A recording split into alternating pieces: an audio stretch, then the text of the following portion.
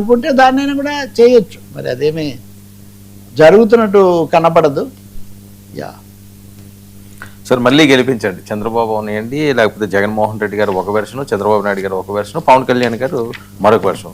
ఎన్నికల ప్రచారం అప్పుడే మొదలైపోవడం చాలా ఆశ్చర్యం. నిన్న వెలిగొండకు సంబంధించి చంద్రబాబు నాయుడు గారు ఒక కార్యక్రమంలో పాల్గొన్నారు, దాన్ని ఇది చేశారు. ఇంకా కొద్ది రోజుల్లో నేనే ప్రారంభించాను, నేనే పూర్తి చేస్తాను, మధ్యలో పూర్తి కాకపోయినా జగన్మోహన్ రెడ్డి ఏదో తనేదో చేసినట్టుగా జాతికి అంకితం ఇవన్నీ చేశారు. గత ప్రభుత్వం మీద మేము ఎక్కువ డబ్బు పెట్టామని వాళ్ళు పెడితే వైసీపీ తరఫున తాటిపర్తి చంద్రశేఖర్ కానీ ఇంకోరు కానీ అందరూ చాలా వివరంగా వాళ్ళు వరుస పెట్టి మీరేమి ఇవ్వలేదు, చేసిందే మేమన్నారు. ఎవరు చేశారు ఎవరు చేయలేదు అనేది పక్కన పెడితే విధ్వంసం ఇలాంటివన్నీ ఒక పరంపర ఉంటుంది కదా, అవన్నీ మాట్లాడారు. కానీ చంద్రబాబు నాయుడు గారు నిన్న ఆ సభలో మీరు మమ్మల్ని మళ్ళీ ఎన్నుకోండి, మమ్మల్ని ఎన్నుకుంటేనే మేము ఇవన్నీ కూడా చేస్తాము, ఇవి చేయడానికి వీలవుతుంది, వాళ్ళు వస్తే అంత నాశనము విధ్వంసం తప్ప ఇంకోటి ఏమీ లేదు, మాయ మాటలతో గతసారి ఏదో అయింది కానీ ఇప్పుడు అలాంటివి జరగకుండా చూడండి అని. మీరు గుర్తు చేసుకుంటే కడపలో మహానాడు అప్పుడు వైకుంఠపాలి అన్న దగ్గర నుంచి వరుసగా ఎన్నుకుంటేనే అభివృద్ధి కొనసాగుతుంది, ప్రభుత్వాలు అటు ఇటు మారుతుంటే కనుక సమస్యలు వచ్చేస్తాయి అని చెప్పడం దగ్గర నుంచి చంద్రబాబు నాయుడు ప్రతిసారి ఈ విషయాన్ని అయితే ఆయన నొక్కి చెప్తూ వస్తున్నారు. నిన్న సభలో ఇంకా 3 ఏళ్ళు ఉండగా మమ్మల్ని మళ్ళీ గెలిపించండి అని చెప్పడం చూస్తే బహుశా తెలుగుదేశం పార్టీ ఎన్నికలకు సిద్ధమైపోతూ ఉంది అనేది చాలా స్పష్టమవుతుంది. పైగా ఆయన మొన్న వాళ్ళ శాసనసభ్యుల సమావేశంలో పాల్గొంటూ మీరు చాలా అప్రమత్తంగా ఉండాలి, వైసీపీ వాళ్ళు చాలా నిఘా వేసి కన్నేసి ఉంచారు, మీరు ప్రతిరోజు పరీక్షగానే భావించాలి అని ఆయన పెద్ద మాట ఇది. మీరు ఏదో ఒకరోజు కొంత హోంవర్క్ చేసామంటే కుదరదు, ప్రతిరోజు పరీక్షగా భావించి మీరు ఎదుర్కోవాలి అని చంద్రబాబు నాయుడు మంత్రులకు శాసనసభ్యులకు గట్టిగా పిలిపించారు. అలాగే కొంతమంది సరిగ్గా మాట్లాడలేదు, ప్రిపేర్ అయ్యి రాలేదు, పైన ప్రిపేర్ అయ్యారు, ఇలాంటి మందలింపు కూడా చేశారు. అంటే తను ఎన్నికల్లో గెలిపించమని వైకుంఠపాలి వద్దని చెప్పడంతో పాటు తమ ఎమ్మెల్యేలకు తమ మంత్రులకు కూడా మీరు సిద్ధం అవ్వాలి, లేకపోతే అవతల వాళ్ళు చాలా హుషారుగా ఉన్నారని ఒక హెచ్చరిక చేయటం మనకు చాలా ఆసక్తి కలిగిస్తుంది. అంటే టేకన్ ఫర్ గ్రాంటెడ్గా లేరు ఆయన. జగన్మోహన్ రెడ్డి విషయం అయితే ఆయన మన పులివెందులకు వెళ్ళారు, ఆ తర్వాత నందిపల్లి అనే దగ్గర శివాలయం దాని ప్రారంభోత్సవం నూతన విగ్రహ ప్రతిష్టాపన దేంట్లోనో పాల్గొన్నారు.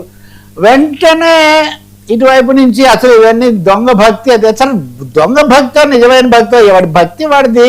అసలు ఛానల్స్కు మీడియాకు ఎవరు నమస్కారం పెట్టినప్పుడు భక్తితో పెట్టారు, ఎవరు పెట్టలేదు. ఈ చర్చలు ఏంటి సార్? ఆంధ్రప్రదేశ్లో నిజంగా మీడియా పోలరైజేషన్ ఈ స్థాయికి రావడం. ఒక భక్తుడు నేను గుడికి వచ్చాను, మొక్కాను, నాకు దేవుడు అన్న తర్వాత అతనే దేవుడు చూసుకుంటాడు కదా, దేవుడిని మించి దేవుడికి వెళ్ళేది ఆడిటర్స్ లాగా.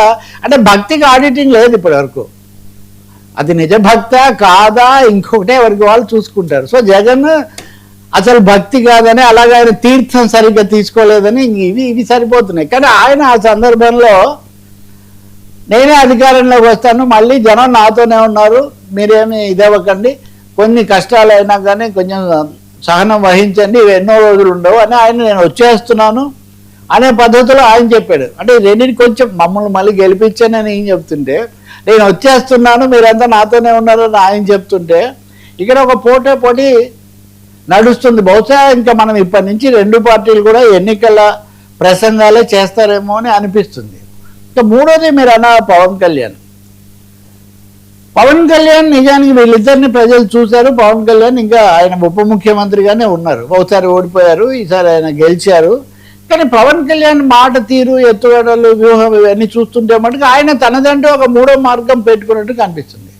15 ఏళ్ళు కూటమి ఉండాలి, 15 ఏళ్ళు అని అంటున్నారు కాబట్టి 15 ఏళ్ళు వీళ్ళనే మోస్తూ ఉంటాడు అని వైసీపీ వాళ్ళు తరచూ దాడి చేస్తున్నప్పటికీ కూడా చాలా కీలకమైన లడ్డూ లాంటి సమస్యలో నేను జగన్మోహన్ రెడ్డిని అనలేదు, నేను అని చెప్పడం ద్వారా నా ఆలోచన నాకుంది, నా మార్గం నాకుంది అని ఆయన ఒక మెసేజ్ ఇవ్వదలుచుకున్నాడు. గతంలో నాకున్న అవగాహన లేకపోతే ఇంటరాక్షన్స్ వీటిని బట్టి నేను చెప్పగలిగింది అంటే శాశ్వతంగా వీళ్ళిద్దరే ఉండాలని పవన్ కళ్యాణ్ కోరుకోవట్లేదు. తమిళనాడులో కావచ్చు, గతంలో రామారావు కావచ్చు, ఇంకా కొన్ని చోట్ల కొంతమంది కావచ్చు, జాగ్రత్తగా రాజకీయాలు ఎత్తులు ఇవన్నీ వేస్తే 3rd ఫోర్స్ అనేది ఒకటి రావచ్చు, దానికి నేను ఇప్పుడు దాన్ని నేను దృష్టిలో పెట్టుకోవాలి, కానీ ఎప్పటికీ ఇతరులకే ఉండకూడదని. అది సామాజిక కారణాల వల్ల కూడా. అంబటి రాంబాబు ఉదంతం తర్వాత లేకపోతే వంగవీటి రాధా గురించి వస్తున్న రకరకాల కథనాలు, లేకపోతే ముద్రగడ పద్మనాభం వీళ్ళంతా రావటం, సో పవన్ దాన్ని కూడా దృష్టిలోకి తీసుకోవాల్సి వస్తుంది. సో వీటన్నిటిలో ఆయన పూర్తిగా తెలుగుదేశం పంథాను అనుసరించకుండా తనదొక సపరేట్ ట్రాక్, తన ఒకటి మెయింటైన్ చేస్తున్నారు. అది చంద్రబాబు గారు పెద్దరికం, అనుభవం, 15 ఏళ్ళు ఈ పాట అంతా ఇలా సాగుతున్నప్పటికీ ఎప్పుడైతే తెలుగుదేశం పార్టీ లోకేష్ను పట్టాభిషేకం చేయడానికి సిద్ధమవుతున్నారు, లోకేష్ శాసనసభ్యులతో నేరుగా సమావేశం అవ్వటమే కాకుండా జనసేన వాళ్ళని కూడా కలుస్తున్నారు, వాళ్ళకు కూడా జనసేన బీజేపీ వాళ్ళకు కూడా కలుసుకుంటున్నారు. ఇవన్నీ అన్నప్పుడు కొంచెం వాళ్ళు అంటే బాబు చిన్నబాబు వాళ్ళంతా అగ్రెసివ్గా వెళ్తున్నప్పుడు సహజంగా పవన్ కళ్యాణ్ కూడా తను జాగ్రత్త పడాల్సిన పరిస్థితి వస్తుంది కదా. ఇలా అనగానే కింద కామెంట్స్ పెట్టేస్తారు వెంటనే, మీరేం చీలికలు తేలేరు, మనం ఏం చేస్తాం సార్ చీలికలు, ఎవరు ఏం చేస్తున్నారు, ఎందుకు చేస్తున్నారు, ఎవరి ఆలోచన ఎలా ఉంది మనం చెప్తాం. కాబట్టి ఐ థింక్ ఏపీ ఎన్నికల సీజన్లోకి ప్రవేశించినట్టు కనిపిస్తుంది 20 మాసాలకే. అదే ఈ వెలిగొండ చర్చ, ప్రకాశం జిల్లా వెనకబాటు కంటే కూడా వచ్చే ఎన్నికలకు సిద్ధం కావటం అన్నది ఇక్కడ కనిపిస్తుంది. పవన్ కళ్యాణ్ నుంచి మనకు మరికొన్ని సర్ప్రైజింగ్ స్టెప్స్ చూస్తాం మనం, తప్పకుండా ఆశ్చర్యకరమైనవి.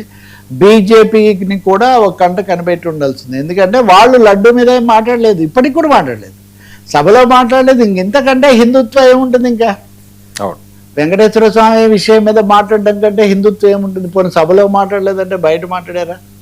తెలుగుదేశం వైసీపీ మధ్య సాగుతున్న హోరాహోరీ పోరాటంలో బీజేపీ ఎటువైపు ఉంది?